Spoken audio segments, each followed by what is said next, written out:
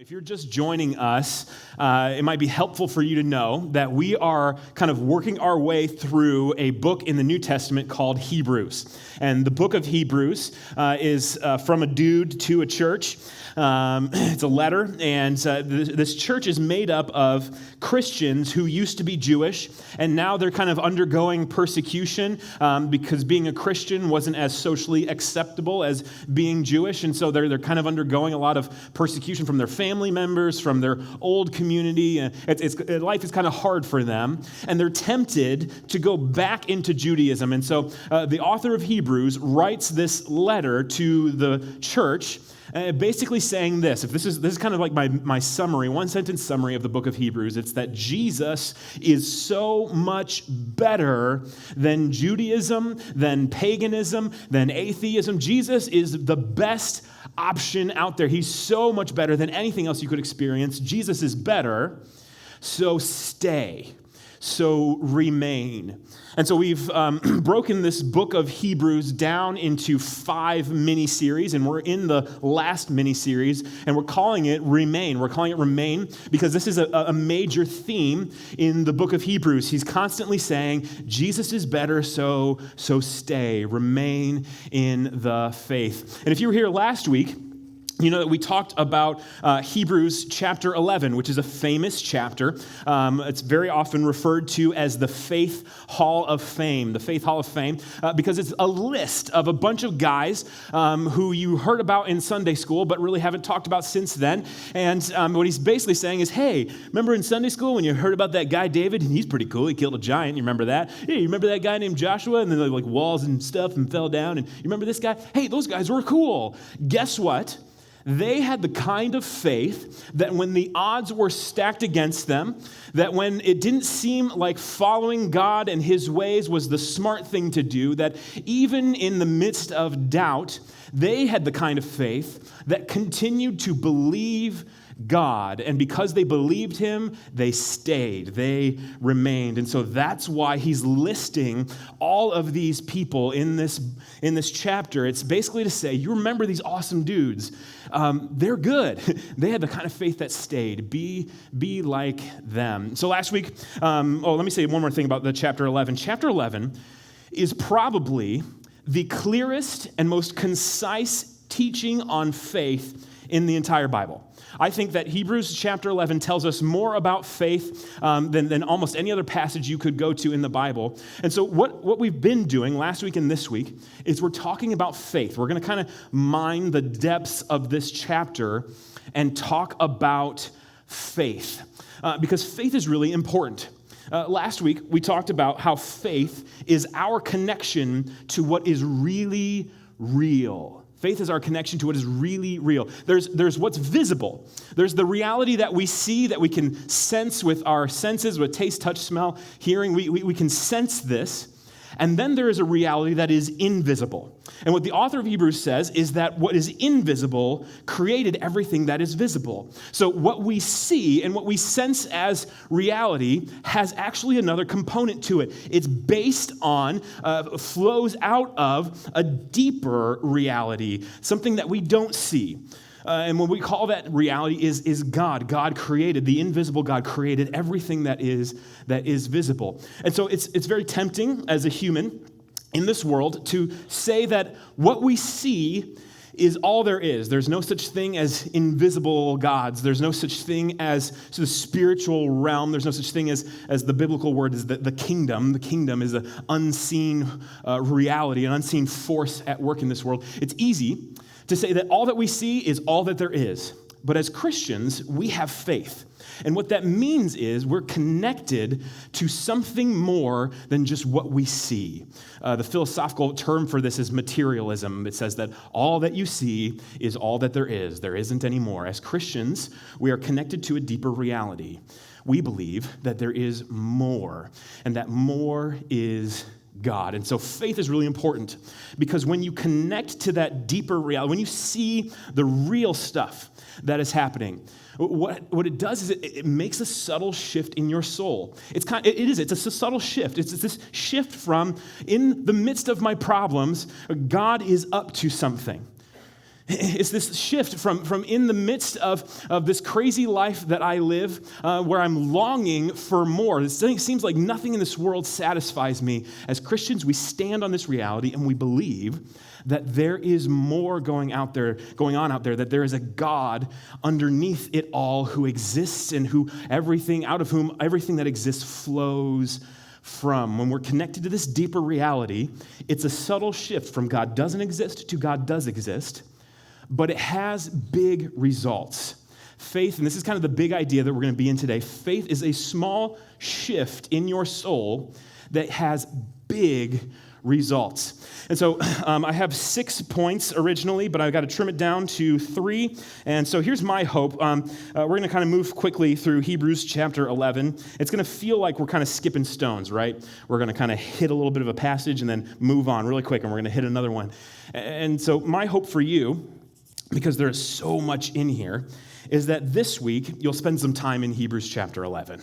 If you're here and you're like, man, I'd like to start reading the Bible, but I don't know where to start. Guess what you're doing this week? Hebrews chapter 11, every day for 7 days. I'll bet it'll change you. I bet it will. If you're here and you're like, I usually read the Bible, and I just finished a great book in what's everybody's favorite book? Leviticus. I just finished Leviticus, the best book in the Bible. Where do we go next, Hebrews chapter 11. It's going to be great. I think it's going to change something inside of you. So I can't possibly hit everything that I want to hit today. And so my hope is that you'll spend some time this week in this book. Just read it over and over, and you'll be shocked at what God brings to the surface and what you relearn or learn or realize. You'll be shocked at all the things that come out of it. But we're going to pick this up in Hebrews chapter 11, verse 17. We're going to see 3 things today, 3 things about faith, maybe 4 if we have time. 3 things about what faith is and what it does in your life. Here it is, Hebrews chapter 11, verse 17. By faith, Abraham, when he was tested, offered up Isaac, and he who received the promises was in the act of offering up his only son, of whom it was said, through Isaac shall your offspring be named. He considered that God was able even to raise him from the dead, from which, figuratively speaking, he did receive him back. The author of Hebrews is talking about this story in the Old Testament where God shows up to Abraham and he says, hey, dude, what's up, bro? And Abraham's like, hey, God, yeah, I know you. And God's like, hey, I got some interesting news for you, an interesting request. I want you to take your son, your only son, the son that I said I would give you, the son that I promised, the son that I miraculously made into existence, the son that you have all your hopes and dreams in. I want you to sacrifice him to me. And maybe you can feel that, what Abraham felt. But Abraham believed God. And so Abraham, in faith, goes to make this sacrifice. And the author of Hebrews says this, that the faith that he had did this.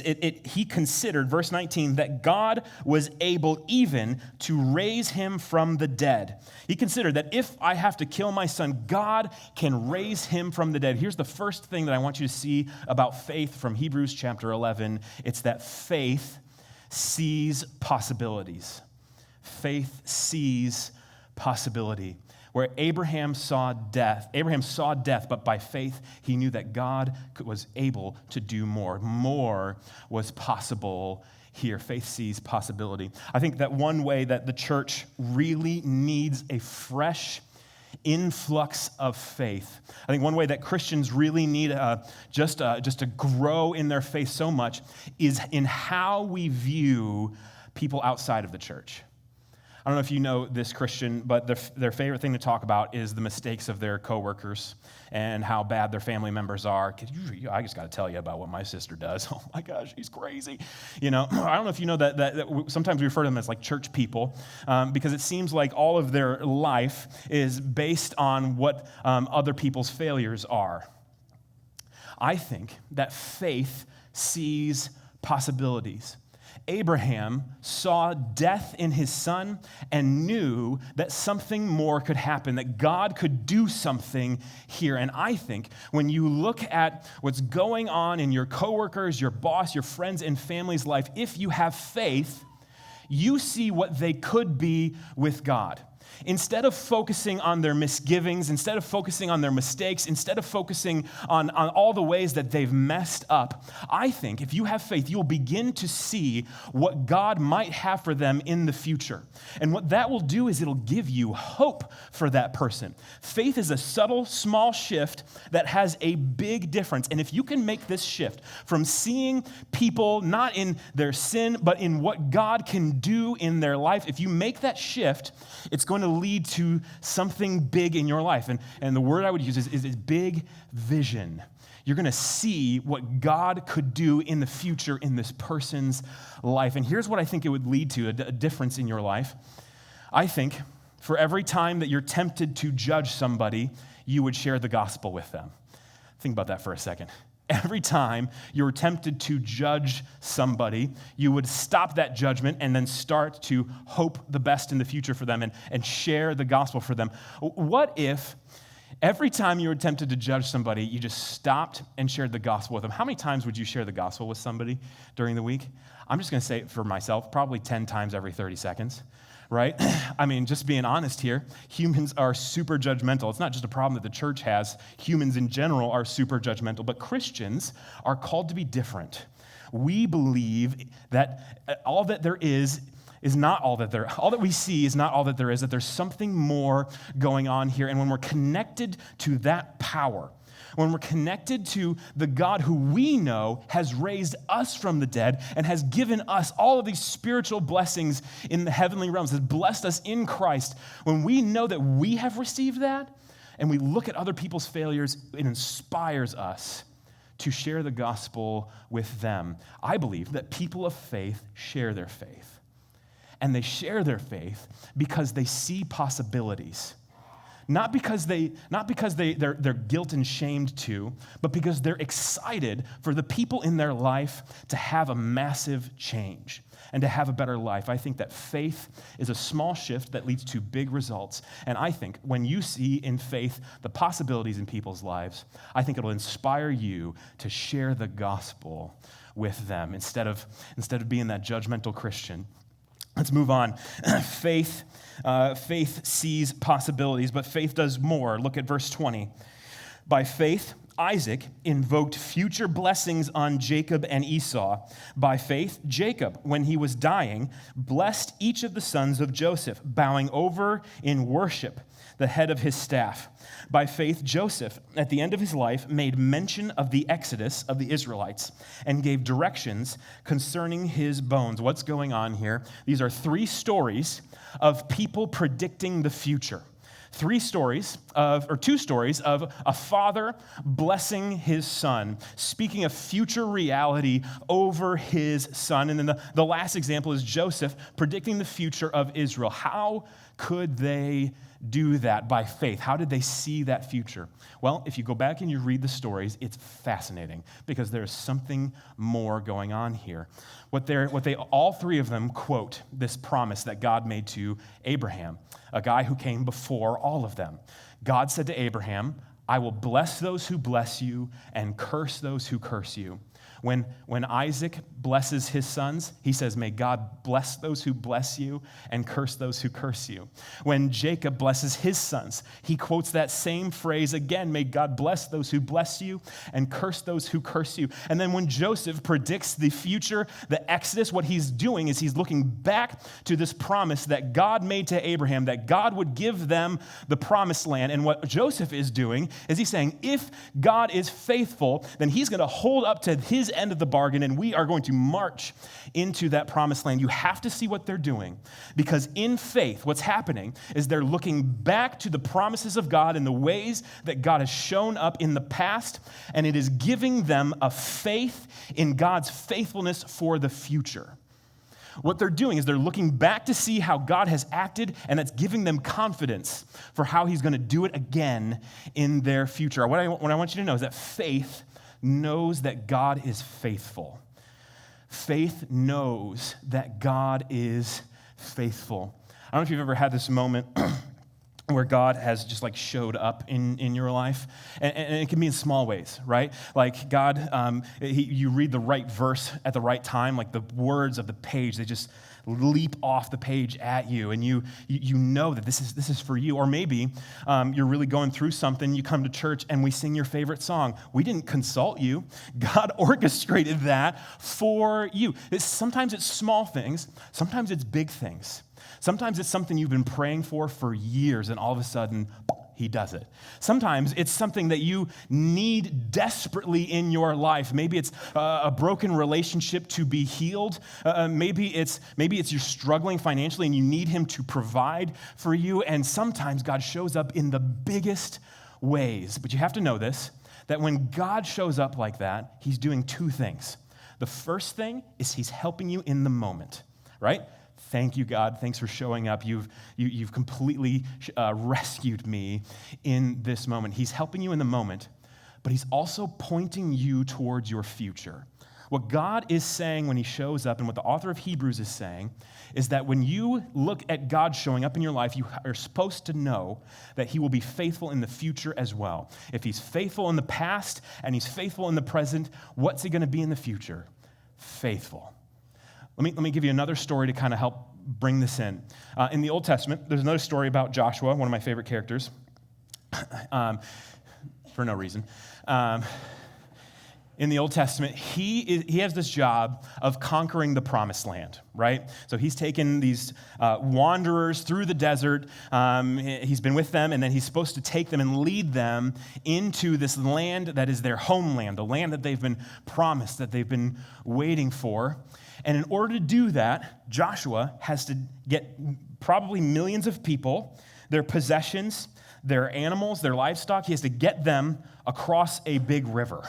And this river is the Jordan River, and at this time of year when they're going to cross, it's usually in flood stage, so it is overflowing its banks. So this is a big river, okay? Can you imagine being in charge of getting a bunch of people across a river? Some of you get really frustrated with people in traffic because they can't follow traffic laws. Think about people crossing a river. I heard this quote, and I don't believe this, but I don't really believe this. People are stupid, an individual is smart, right? Have you ever heard that before? Now you just think I'm a jerk. Anyway, when you have this group of people and you are in charge of making sure that they cross a river safely, it's a big deal. That would give me a lot of anxiety. So Joshua goes to God and he says, God, how am I supposed to do this, man? Like, you want us to go into this place and we got to do this stuff. How are we going to do this? God says, I'm going to stop that river. I'm going to stop that river like I parted the Red Sea. I'm going to part this river for you. So then Joshua does something really interesting. He doesn't just tell the people that God is going to part this river.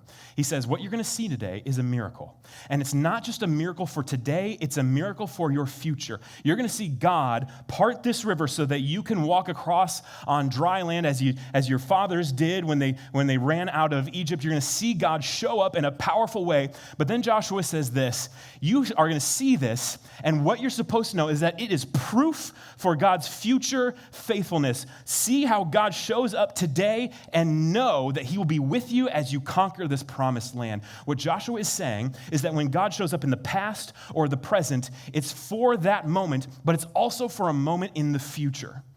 What faith does is it looks to the ways that God has shown up in the past and says, I believe that you're going to do it again. Faith knows that God is faithful. Faith knows that God is faithful.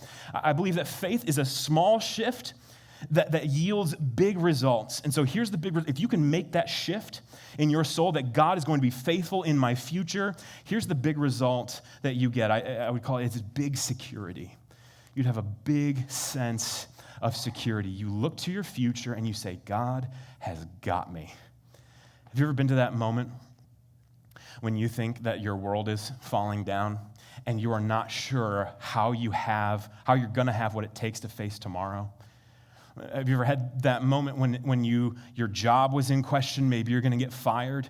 Maybe you've had that moment when somebody in a relationship that really mattered to you said, hey, I don't know if I want to be in this anymore. Have you ever had that moment where it seemed like all the world was going to black and you're just like, I don't know what is going to happen in my future. I'm anxious, I'm worried, I'm fearful about what God is going to do in my life because it looks like he's not going to do anything. At that moment, when it seems like there's nothing that can make anything better, that is the moment that faith jumps up inside of you and says, I know that God is faithful. I know that God's got you in the future. And here's why, because he's shown up in the past. He's shown up in this moment, and he's showing up right now. Faith is a gift from God. And whenever you believe in him, it's because he's there. Faith knows that God is faithful. Faith knows that God is faithful. I wonder if you needed to hear that this morning. Faith knows that God is faithful. Looks back to his faithfulness and says he will be faithful in the future. Let's continue. Verse 23, here's another thing about faith. We've seen that faith sees possibilities, that faith knows that God is faithful. Here's verse 23, a couple mini stories about Moses. By faith, Moses, when he was born, was hidden for 3 months by his parents because they saw that the child was beautiful, and they were not afraid of the king's edict. You might know the story of Moses. He was born at a time when the king of Egypt, Pharaoh, was afraid of the Hebrews, and so he makes this command: any new Hebrew that's born, any new Hebrew male, should be put to death. And so by faith, Moses' parents, they disobeyed. They were rebels. You got to love them. That's pretty sweet. Verse 24, by faith, Moses, when he was grown up, refused to be called the son of Pharaoh's daughter, choosing rather to be mistreated with the people of God than to enjoy the fleeting pleasures of sin. He considered the reproach of Christ to be greater wealth than the treasures of Egypt, for he was looking to the reward. You might know that story, that because because Moses' parents saved him, they put him in a basket and then they throw him off into the river. That's the noise it made. And he's in this Nile River. He's floating along. Have you seen the Prince of Egypt? It's a great scene, where these alligators are like, oh, missed it. And then there's these boats and they're like, oh my gosh, is the basket going to make it? Anyway, a little bit of tension there. He makes it down, and then all of a sudden he floats into this person's hands. And who is that person? It's the daughter of the king of Egypt. The best hands to fall into. By faith, Moses' parents knew that God would put their baby in the best hands he could possibly put him in. So Moses grows up as a prince of Egypt. He's he's the son to the daughter of the king. And what Hebrews is saying is that he considered all of the wealth and the treasures and the trappings and the temptations of Egypt to be nothing. He wanted to rather suffer with his people. I want you to see what's going on here, because Moses has a type of faith that is going against the grain. Most people would be like, yes, please, give me all the wealth. I would like some ham. I would never say that. People would like, give me some honey-baked ham. I don't know. Why is that like a picture of luxury in my brain? That's silly. Honey-baked ham, oh my gosh. Don't get me started on ham. It's disgusting. Anyway. Most people would be like, yes, God is blessing me in this moment. Look at all the good things I'm getting in my life. Look at how God is blessing me. Moses says, no.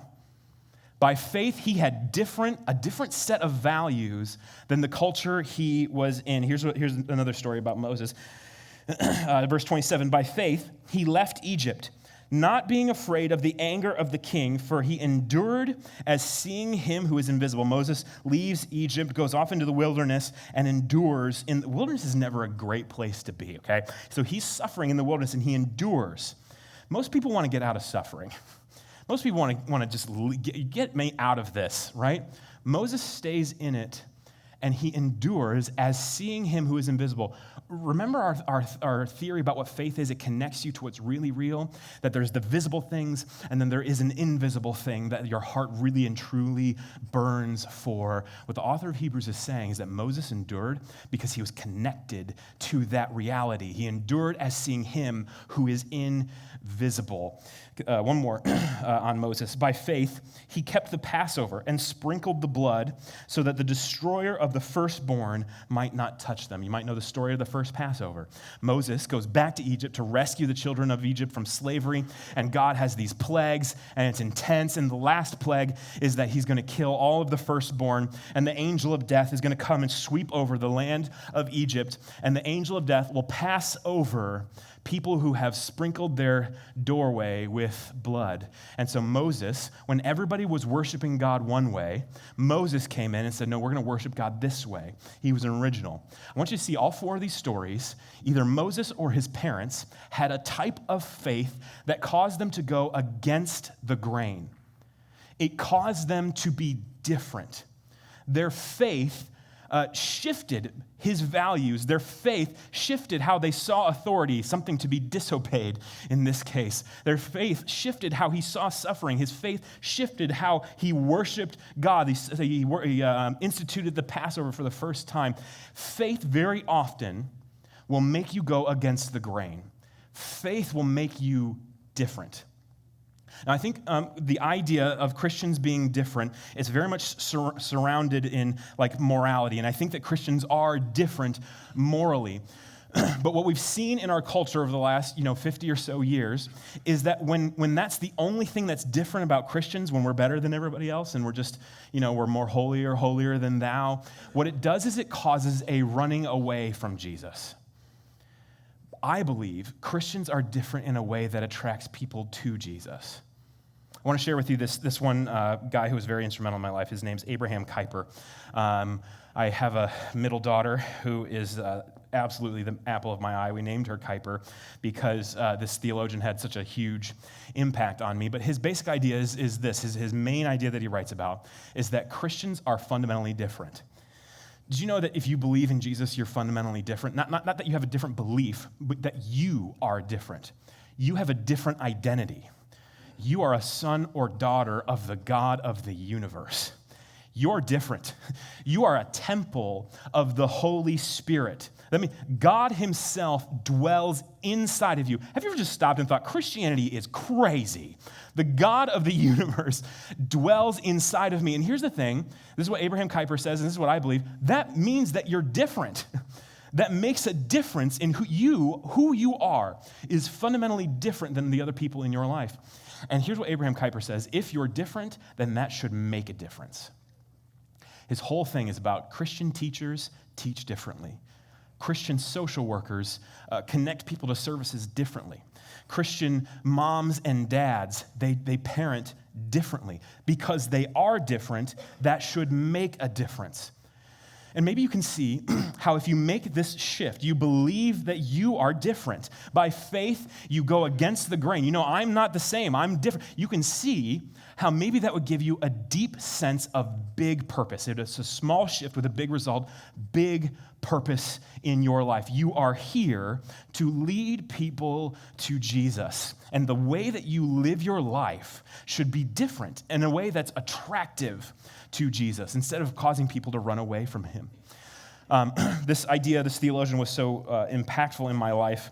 And at the time, I was a physical therapist assistant. I worked in a nursing home. And I don't know if you've worked in a nursing home or been in a nursing home, but it's crazy. You wouldn't think that, but man, old people are hilarious. And there's a lot of crazy stuff that happens. So I'm in this moment, right, where I show up to work, and I know that I do my work the same way that everybody else does, right? Like as physical therapists in a nursing home, there's sort of a division of labor, right? Like we're the miracle workers. We get you walking for the first time. And so people are like, hello, I'm a physical therapist. It's basically Jesus. And it's a great position to be in. But I'm doing my work the same way that everybody else is. And so I'm sitting there thinking, like, how do I be different in a way that is attractive to Jesus? I had this patient who would tell me over and over, he was just a great guy.